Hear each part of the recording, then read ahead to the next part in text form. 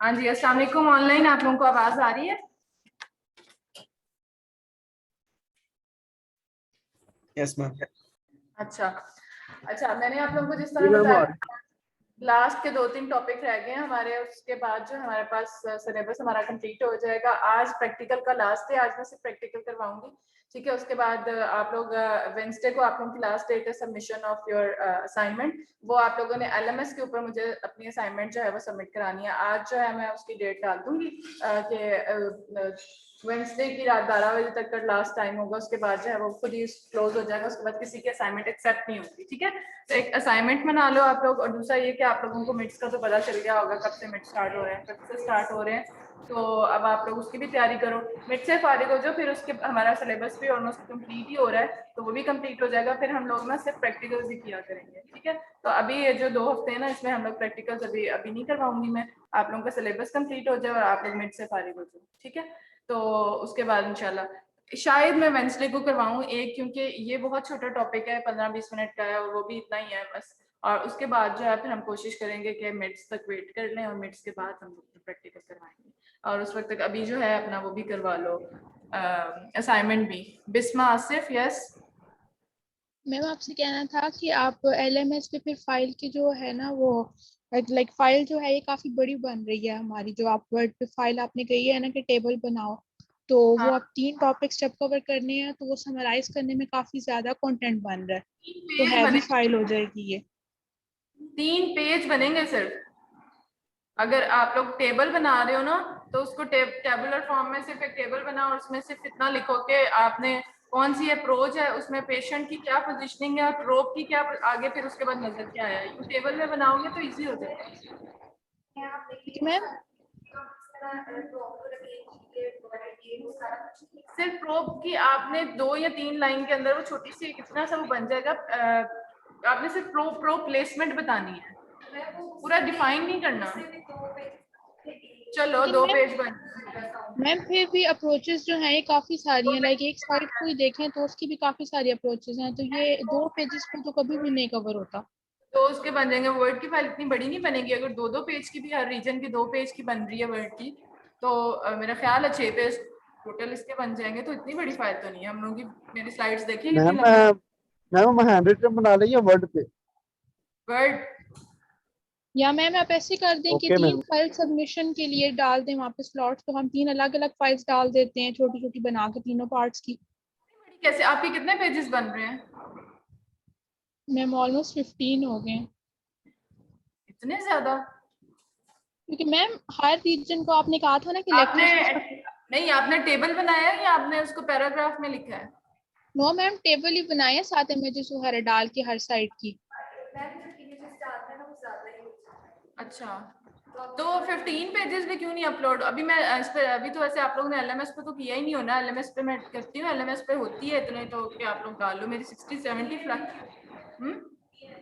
3 MB तो ma'am वो है एमबी का हिसाब होता है, मैक्सिमम 3 MB या 4 MB तक होता है। अगर इससे मैम ज्यादा तभी मैं बड़ी कह फाइल रही हो हूँ फिर कि वो आप अपलोड नहीं होती। हमारी थोड़ी सी 5 हैवी MB फाइल की की स्पेस स्पेसिफिक्स हमें हैं वहाँ पे। वो होती है, जो मैंने अपने लेक्चर्स अपलोड करने होते हैं एलएमएस के ऊपर। और मेरी स्लाइड्स देखी है, कभी 60-70 की इसमें जा रही है, ठीक है। तो मेरा ख्याल है कि वर्ड के ऊपर इतना नहीं होगा, इतनी उस पर आएगी नहीं। हाँ, इमेजेस भी डालो तब भी नहीं। 3 MB तो नहीं। आप देख लेना एक दफा उसको करके कि आज मैं एलएमएस पे डेट डालूंगी ना, आज उस पर अपलोड करना। अगर नहीं होता तो मुझे बताना फिर, ठीक है। वैसे हो यस जानी मैम। चाहिए वर्ड के ऊपर। मैं आज डेट उस पर डाल दूंगी असाइनमेंट की। आप लोगों ने पहले भी डाले होंगे असाइनमेंट, किस तरह एलएमएस पे करते हैं, ठीक है। तो उसी तरह आप लोग जो है ना, Wednesday is the last date, रात 12 बजे तक का टाइम, पूरा वेंसडे का डेट, ठीक है। उस वक्त तक आप लोग कंप्लीट कर लो, ठीक। अच्छा, मैम असाइनमेंट वर्ड पे मैम बनानी ये थोड़ी एक्सटेंड कर दें। आपने कहा था मैं सेमेस्टर के लास्ट में जो है ना ये मतलब असाइनमेंट लूंगी, और अब आप मतलब इतनी जल्दी हाँ। मतलब मिड्स सेमेस्टर भी का आपके लास्ट साथ मतलब था साथ। कि हम तीनों रीजन इसको कंप्लीट कर ले। हमारा सेमेस्टर एंड ही हो गया हुआ है। 2 टॉपिक, 2-3 हम छोटे छोटे सैटरडे को कर देंगे। मैम सेमेस्टर के लास्ट में ही ले लें, सही है। क्यों लास्ट में ले हाँ लें? और फिर भी सैटरडे असेसमेंट्स करते लेनी हैं। है, इतनी की तैयारी असेसमेंट्स कर अभी रहे हैं आप लोग मैम। की हैं। असाइनमेंट है, मिड है, वाइवा है, शायद प्रैक्टिकल असेसमेंट भी लूं मैं। फिर उसके बाद मैम मिड की बात कर मिड दें का मैं मैम बता प्लीज। देती हूँ। अभी तो है 5th को। अभी वो भी आपको सिर्फ ये पता है कि 5th से स्टार्ट हो रहे हैं, ये नहीं पता कि हमारा पेपर कब है। तो वो मैं 1-2 दिन तक आपको कंफर्म करके बता दूंगी कि कितना सिलेबस आएगा। मैम कैम स्कैनर से करके कंप्रेस फाइल करके अपलोड नहीं कर सकते? जैसे भी आप लोग कंप्रेस कर लो, मतलब अपलोड हो जाए प्रॉपर, जो वर्ड में जिस तरह बनाते हो उस तरह कंप्रेस करके बना दो, पीडीएफ में बना दो। पीडीएफ में जब कंप्रेस करोगे ऑटोमेटिकली बहुत कम वो रह जाती है उसकी, ठीक है। जब उसको गूगल पे वैसे ही उसको कन्वर्ट कर लेना ना उस फाइल को, उसमें पीपीटी से पीडीएफ में, ठीक है। अगर बड़ी फाइल होगी तो वो पीडीएफ में जब होगी तो और कंप्रेस हो जाती है, ठीक है।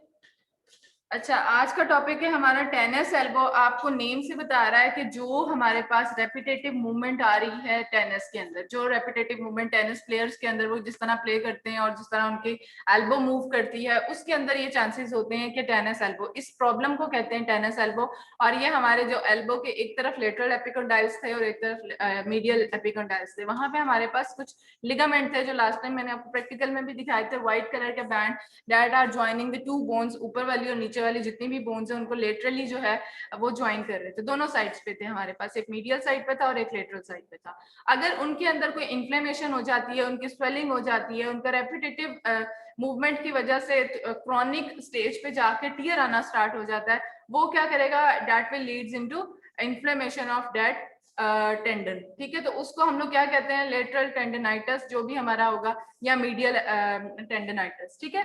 तो inflammation of that specific tendon या मीडियल होगा या लेटरल होगा।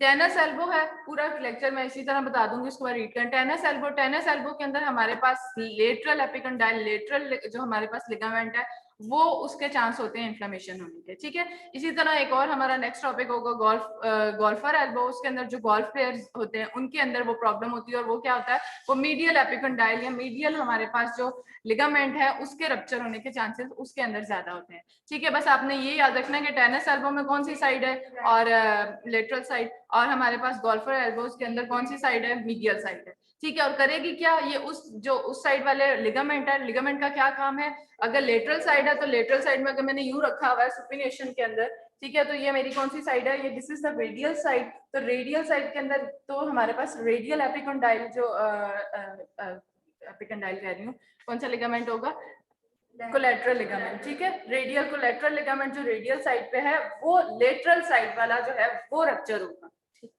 ठीक है। जो आउटर साइड वाला, जो मीडियल वाला होगा वो इन्वॉल्व होगा इन द गोल्फर्स एल्बो, ठीक है। Tennis elbow, the lateral epicondylitis is a condition in which the outer part of the elbow become sore and tendon. फिर आहिस्ता आहिस्ता वो टेंडर होता है, फिर उसके बाद उसके अंदर स्वेलिंग के साथ इन्फ्लेमेशन स्टार्ट हो जाती है, इन्फ्लेमेशन क्रॉनिक स्टेज पे चली जाती है, तो फिर उसके अंदर टीयर आना स्टार्ट हो जाएगा, ठीक है। अगर वो जो पेशेंट है वो उसको स्टार्ट तो हो गई है ये कंप्लेन, ठीक है, उसको सोर हो रहा है, सोर टेंडन हो गया, उसको प्लेन स्टार्ट हो गई है, उसकी स्वेलिंग हो गई है, लेकिन अगेन वो जो है वही रेपिटेटिव मूवमेंट उसकी हुई जा रही है, उसी रेपिटेटिव मूवमेंट में वो प्रॉब्लम कर रहा है उसको वो वाला, उसमें फिर चांस है कि वो अब टीयर की तरफ चला जाए, ठीक है। पहले क्या इन्फ्लेमेशन होगी स्वेलिंग के साथ साथ, और then that will leads towards the tear of that ligament, ठीक है। Tennis elbow is an acute or chronic inflammation of the tendons that join the forearm muscles on the outside of the elbow, that is the lateral epicondyle. You just have to remember कि ये कौन सी side है, ये lateral side है, तो this is tennis elbow. The forearm muscles and the tendons become damaged overuse repeating the same strenuous motion again and again. This leads to inflammation, pain and tenderness on the outside of the elbow. बस ये कि वही repetitive movement है उसकी। अब हमें ये भी आगे जाके बताती हूँ कि कौन सा ऐसा स्पेसिफिक मसल है या उसका टेंडन है जो ये मूवमेंट, जो एक्सटेंशन के अंदर या एक्सटेंशन करवाने में इसको प्रॉब्लम हो रही है या फ्लेक्शन करवाने में, ठीक है। देन फिर उसके अंदर कौन सा एक्सटेंसर या फ्लेक्सर मसल इन्वॉल्व है जिसका टेंडन यहाँ पे आके लेटरल साइड पे अटैच होता है। टेंडन, हम टेंडन बोल रहे हैं ना, लेटरल के अंदर टेंडन जो है वो रप्चर होगा, टेंडनाइटिस है, इट्स एपिकंडाइल के ऊपर जो बोन के ऊपर टेंडन अटैच होगा उसकी जब मूवमेंट होगी तो वो टेंडन रप्चर हो जाएगा, ठीक है।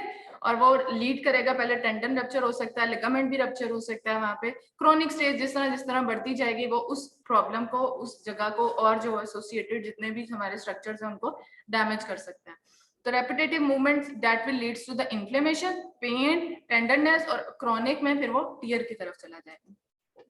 कौन सी एक्टिविटीज हैं जो ये मूवमेंट करवाएंगी, टेनिस एल्बो नेम ही है, सबसे पहले तो टेनिस प्लेयर्स जितने होते हैं ना उनमें, अब टेनिस जिस तरह प्ले करते हैं उसके अंदर ये क्या है, बार बार एक्सटेंड करवा रहे हैं अपने आर्म को, फिर यूं वो शॉट मारते हैं, ठीक है, अपने आर्म को एक्सटेंड कराना। और इस तरह की और मूवमेंट्स कौन सी हो सकती है इसके अंदर, इन्होंने जिस तरह बताया हुआ है अगले स्लाइड में होगा कि जो लेबर्स होते हैं, जो हैमर का काम जिनका बहुत ज्यादा होता है, ठीक है, वो भी क्या करते हैं, यूं लेकर जाते हैं फिर मारते हैं, ये उनकी ये भी ये वाली मूवमेंट की वजह से ना उनका डैमेज होने के चांसेस ज्यादा होते हैं, ठीक है। जो ये एक्सटेंड करवा रहे हैं और ये बार बार जो है वो उसको फोर्सफुली जो है हिट करते हैं किसी भी चीज को, ठीक है, टेनिस में भी बॉल को हिट कर रहे हैं, वो हैमर को हिट कर रहे हैं, तो इस मूवमेंट के अंदर वो रेपिटेटिव मूवमेंट हो रही है, बार बार रेपिटेटिव मूवमेंट हो रही है, तो उसके अंदर चांस होता है कि आपका लेटरल एपिकॉन्डाइल जो वहां पे टेंडन अटैच हुआ है वो उस मूवमेंट की वजह से पहले तो फ्रिक्शन से उसमें क्या होगी, जो टेंडनेस हो जाएगी, इन्फ्लेमेशन हो जाएगी, और इन्फ्लेमेशन ज्यादा हो गई है तो that will leads towards the tear. Any activity including playing tennis which involves the repetitive use of the extensor muscles of the forearm can cause acute or chronic tendonitis of the tendinous insertion of these muscles at the lateral epicondyle of the arm. Clear है? ठीक है? This condition is common in carpenters and other laborers who swing a hammer or other tool with the forearm. ये मैं इसलिए ये कुछ ऐसी डाल देती होती हूँ क्योंकि जब मैं अगर कुछ सिनेरियो बेस्ड क्वेश्चन देती हूँ ना, तो ये इन समझो कोई कारपेंटर या हैमर का मैंने कोई हिस्ट्री डाल दी है, जो लेबर जो है वो हैमर के साथ उसका कोई काम था, ठीक है, तो आपको ये पता हो कि इसके अंदर कौन सी मूवमेंट हो रही है, उन्होंने एक्सटेंसर मूवमेंट करवानी होती है, अपनी एक्सटेंसर रेपिटेटिव मूवमेंट है जिसकी वजह से उसका ये डैमेज आया है, ठीक है। या फिर मैं कोई जिस तरह आपको मैंने उसमें दिए थे एक दो सिनेरियो दिए थे ना कि भाई ये प्लेयर है उसको ये हिट हुआ है, एक गिरता हुआ दिखा दिया था कि मतलब ट्रॉमा के अंदर वो टेबल था कि ट्रॉमा के अंदर क्या जो है ना कौन सा लिगामेंट जो है रप्चर हो सकता है, कौन सा टेंडन रप्चर हो सकता है। इसी तरह ये कुछ कंडीशंस होती हैं, मैं इनको एज एन सिनेरियो दे सकती हूँ कि कारपेंटर है, ठीक है, कारपेंटर की क्या उसको ये प्रॉब्लम आई है तो क्या चांस होगा कि क्या हो सकता है उसको, ठीक है, तो आपको उनका पता हो कि उसकी ये स्पेसिफिक मूवमेंट थी जिसकी रेपिटेटिव मूवमेंट की वजह से उसका लेटरल एपिकॉन्डाइल डैमेज हो सकता है, तो उसकी वजह से हमें टेनिस एल्बो वो कॉज कर सकता है। Tennis elbow or the lateral epicondylitis is more frequently than golfer elbow or medial epicondylitis. जो सेकंड हमारा टॉपिक है that is the golfer epicondylitis, और वो गोल्फर में क्या होता है, मीडियल साइड इफेक्ट होती है, ठीक है, तो उसमें क्या होगा, उसके अंदर जो मीडियल हमारे पास लेटरल एपिकॉन्डिलाइटिस हो जाएगा, और लेकिन इन दोनों में से कॉमन कौन सा है, कॉमन नहीं मोर फ्रीक्वेंट कौन सा है, एक है कॉमन और एक फ्रीक्वेंट है, ठीक है, तो फ्रीक्वेंट कौन है जिसकी ये ज्यादा मूवमेंट हो रही है, वो है टेनिस है, ठीक। क्लिनिकल प्रेजेंटेशन क्या है, पेशेंट आपके साथ किस कंप्लेन के साथ आएगा, एक तो ये कि वो कोई भी चीज ग्रास जब करता है रिस्ट एक्सटेंशन के टाइम, अब देखो ये उसने कोई चीज पकड़ी जिस तरह हम रैकेट को पकड़ते होते हैं, पकड़ा और ये उसने एक्सटेंड करवाया अपने रिस्ट को, ठीक है, इस प्रॉब्लम में उसको पेन होगी लेटरल साइड पे, ठीक है, वो कहेगा कोई भी चीज पकड़ता हूँ और ये मेरी मूवमेंट होती है तो मेरे इस जगह एल्बो पे बड़ी शदीद पेन आती है, दैट मीन्स आप कंफर्म कह सकते हो कि इसको टेनिस एल्बो, क्योंकि ये मूवमेंट में उसको प्रॉब्लम है, उसको बेशक जब आप अल्ट्रासाउंड करते हो डायनामिक इमेजिंग में ये मूवमेंट करवा के आप उसका लेटरल साइड देखो तो आपको क्लियर वहां पे इन्फ्लेमेशन मिलेगी या फिर उसके अंदर आपको टीयर मिल सकता है, ठीक है, this is the use of the dynamic imaging जो कि अल्ट्रासाउंड पे हम लोग बाय उसको क्या कह सकते हैं, पेशेंट को मूव करवाते हुए हम लोग जो है उसको इमेज कर सकते हैं उसकी स्पेसिफिक जो मूवमेंट में प्रॉब्लम आ रही है, ठीक है। अच्छा, this is the lateral epicondyle, ये यहाँ पे जो आपको एक्सटेंसर टेंडन्स यहाँ पे अटैच हो रहे हैं लेटरल एपिकॉन्डाइल पे, इसका कलर थोड़ा सा आपको लग रहा है थोड़ा रेडिश सा है, दैट मीन्स यहाँ पे इन्फ्लेमेशन, यहाँ पे तो एक जैसा ही लग रहा है, तो इसके अंदर सोर टेंडरनेस फील हो रही है, ठीक है, उसको, और उसके बाद वो लीड करेगा इन्फ्लेमेशन, उसकी स्वेलिंग होगी, उसमें हाइपरवेस्कुलराइजेशन आपको मिलेगी अल्ट्रासाउंड पे, और आहिस्ता आहिस्ता उसके अंदर एक्ोजेनिसिटी डिफरेंट होना स्टार्ट हो जाएगी, ठीक है, एक्ोजेनिसिटी में क्या होगा, उसके अंदर हाइपोइक्विक एरियाज डिफरेंट फोकल बनना स्टार्ट हो जाएंगे, ठीक है, टेंडोनाइटिस इन्फ्लेमेशन के अंदर इसी तरह नजर आता है, ठीक, और डॉपलर के अंदर हाइपरवेस्कुलराइजेशन, ठीक, जो देख रहे हैं इस टेंडन के अंदर ये टेंडन था जो कि लेटरल एपिकॉन्डाइल के ऊपर हमारे पास अटैच है, और उसके अंदर आपको टीयर्स अब स्टार्ट होना स्टार्ट हो गए, माइक्रोस्कोपिक टीयर्स है, ठीक है, inflammation that is leading towards the tear. अब अल्ट्रासोनोग्राफिक इमेज देखो तो आप देखो इसी तरह की साइड पे बोन्स नजर आती थी ना, ये आपको ऊपर बोन नजर आ रही है, ठीक है, ये नीचे बोन नजर आ रही है, लेटरल एपिकॉन्डाइल जो लेटरल साइड पे है उसके ऊपर ये जो अब लाइट्स ऑन है बहुत ज्यादा इसकी वजह से क्लियर नहीं हो रहा है, जो ऊपर आपको ब्लैक सा एरिया नजर आ रहा है ना, this is a tendon that was attaching at that point, ठीक है। वो टेंडन जो है वो आहिस्ता आहिस्ता जो है इसकी इन्फ्लेमेशन स्टार्ट हो गई है। आप ना लाइट थोड़ी ऑफ कर दोगी, क्लियर इमेज हो जाए, क्योंकि इसके अंदर ना हाइपोइक्विक एरिया भी नजर आएगा और जो है आपको पूरा ब्लैक नहीं नजर आएगा, पहले पूरा ब्लैक लग रहा था। तो हाइपोइक्विक एरिया जो कि हमारा कंफर्म है कि इसके अंदर इन्फ्लेमेशन स्टार्ट होगी। एक और इमेज दिखाती हूँ इसके बाद।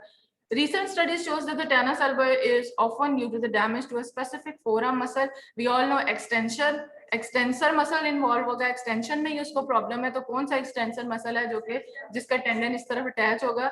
ये है extensor carpi radialis brevis। ये बस याद रखो कि टेनस एल्बो में extensor muscle इन्वॉल्व है, उसके अंदर जो होगा उसके अंदर मे बी फ्लेक्सर हो, ठीक है। रट्टा लगाने के लिए बड़ा आसान है कि ये टेनस एल्बो, एक्सटेंसर मसल और एक ही मसल जिसका टेंडन है वो कौन सा है? एक्सटेंसर कार्पा रेडियलिस ब्रेविस, जिसका टेंडन जो है डैमेज होता है। This occurs during a tennis ground stroke, for example when ECRV is weakened from the overuse, microscopic tears form in the tendon where it attaches to the lateral epicondyle and leads to the inflammation and pain, ठीक। increase the risk of damage because of its position, because वो lateral side पे है तो उसके chances होते हैं कि वो जो है ज्यादा, इसीलिए फ्रीक्वेंट भी है कि उसके डैमेज होने के, क्योंकि वो आउटर साइड के ऊपर है, ठीक है। As the elbow bends and straightens the muscle rubs against the bony bump, और उसकी वजह से फ्रिक्शन की वजह से उसके अंदर टीयर आ सकता है।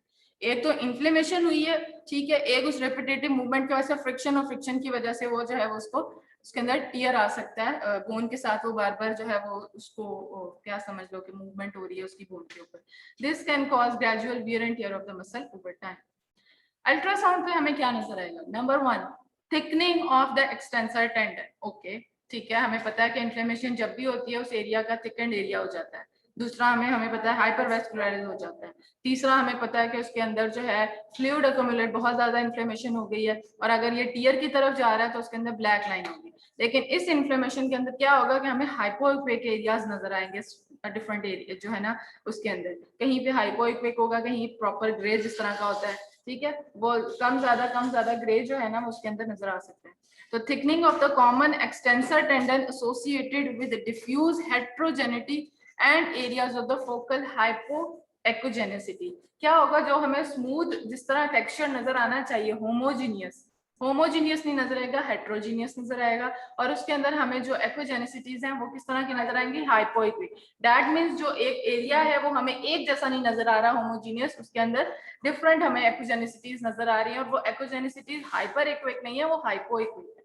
हमें जो स्ट्रक्चर है उससे भी कम उसकी ग्रेनेस जो है वो नजर आ रही है, फोकल, ठीक है, focal. The most common finding in the patient with the lateral epicondylitis is focal areas of hypogenicity with the background of the intrinsic tendinopathy, ठीक है। ये इन्होंने अल्लाह से लेकर रेडियस की तरफ को यूं अपना मूव किया हुआ है, ट्रांसड्यूसर, ठीक है, ट्रांसवर्स व्यू है। इसके अंदर आपको ये मसल पड़ा हुआ है, और इस मसल के अंदर ग्रे, बाकी का टेक्सचर देखो और उसका जो है एक्वेजेनिसिटी टेंडेंस की देखो, और इसके अंदर जो एक्वेजेनिसिटी हाइपो हो गई है, ठीक। इसके अलावा इस इमेज में देखो तो ये एरिया पड़ा हुआ है, इसके अंदर छोटे छोटे डॉट्स भी नजर आ रहे हैं। डॉट्स नहीं तो ये देखो, ये एरिया थोड़ा सा ज्यादा हाइपोइक्विक है, ये नॉर्मल लग रहा है, ठीक है। ये एरिया थोड़ा सा, दैट मींस एक जैसा एरिया नहीं है, होमोजीनियस सरफेस नहीं है, हेट्रोजीनियस है। कहीं से हमें एक्वेजेनिसिटी डिफरेंट नजर आ रही है, कहीं पे इस तरह का टेंडन नजर आया। वैसे तो टेंडन हमें एक जैसा नजर आना चाहिए, होमोजीनियस सा नजर आना है, जो भी उसकी एक्वेजेनिसिटी है, जिस तरह लिगामेंट की होती है वाइट ही नजर आता है, तो कहीं पे हमें कुछ नजर आ रहा है उस पूरे के अंदर, कहीं पे कुछ नजर आ रहा है, दैट मींस उसके अंदर इन्फ्लेमेशन स्टार्ट हो गई, ठीक है। दिस इज द इमेज, और ये आज का लेक्चर था छोटा सा हमारा कि टेनस एल्बो क्या है, छोटा सा, और उसको समरी क्या करेंगे कि इसको lateral epicondylitis, inflammation of the lateral tendon जो कि अटैच है, कौन सा टेंडन? एक्सटेंसर। कौन सी मूवमेंट के अंदर आएगा? ये एक्सटेंसर, ठीक है, और वो मसल हमें पता चल गया। अब कौन से जो है किन में ये प्रॉब्लम आ सकती है, कौन किन की ये रेपिटेटिव मूवमेंट होती है? टेनिस प्लेयर्स मोस्ट कॉमन, सबसे पहले तो वो, और कारपेंटर्स जितने हो गए, यहाँ पे लेबर्स जो कि आप हैमर्स के साथ जिनका काम ज्यादा है, ठीक है। अच्छा, ये तो 3 बता दिया। अगर मैं कोई ऐसे इससे मिलती जुलता कोई बता दूं कोई और इसमें नहीं है, लेकिन आपको पता होगा इसकी मूवमेंट किस तरह की है, या फ्लेक्शन होगी या एक्सटेंशन होगी, ठीक है, तो आप बता सकोगे कि इसकी एक्सटेंशन हो रही है बार बार मूवमेंट, तो एक्सटेंसर मूवमेंट्स के अंदर जो रेपिटेटिव मूवमेंट के अंदर प्रॉब्लम आएगी, वियर एंड टियर होगा, इन्फ्लेमेशन होगी, तो वो मोस्ट प्रोबेबली लेटरल एपिकॉन्डालाइटिस होगा, उसको उसकी इन्फ्लेमेशन होगी लेटरल साइड में। ठीक है, फिर तीसरा इसमें हमने क्या पॉइंट पढ़ा है, इसके अंदर की अल्ट्रासोनोग्राफिक अपीयरेंस क्या होगी इन्फ्लेमेशन की, हाइपो एक्वेक फोकल रीजन हमें उसमें नजर आएगा, हेट्रोजीनियस एरिया नजर आएगा। ठीक है, ये आज का टॉपिक है छोटा सा, पहुंचो ऊपर जल्दी से। ठीक है, ऑनलाइन असाइनमेंट की डेट बढ़ा दें। असाइनमेंट आप लोगों ने वेंसडे को देनी है, मुझे सबमिट करानी है, लास्ट रात 12 बजे तक का टाइम है। कितने दिन है अभी? 5-6 दिन। प्लीज एक्सटेंड कर दें डेट। मैम प्लीज आप सैटरडे कर दें। कर दें मैम क्यों? सैटरडे कर अभी भी दीजिए 5 दिन है और पिछले हफ्ते का मैम बोला हुआ हमारी है। एसपी की मैम वो बनानी प्रेजेंटेशन है। आना है, इतनी तैयारी करनी है, इसमें इतने मसाइल नहीं, हैं मैम, आपको कैसे तो मैंने थर्सडे को मैम, वेंसडे को बोला है, वेंसडे को ही आपने सबमिट कराना है। ठीक है, उसके मैम आगे पीछे प्लीज का एक सिखाया बार मैंने। मैम एक बार प्लीज 2-3 दिन और दे दें, सैटरडे तक कर दें बस। बहुत दिन है अभी, आज बनाओ ना, आज क्या कर रहे हो?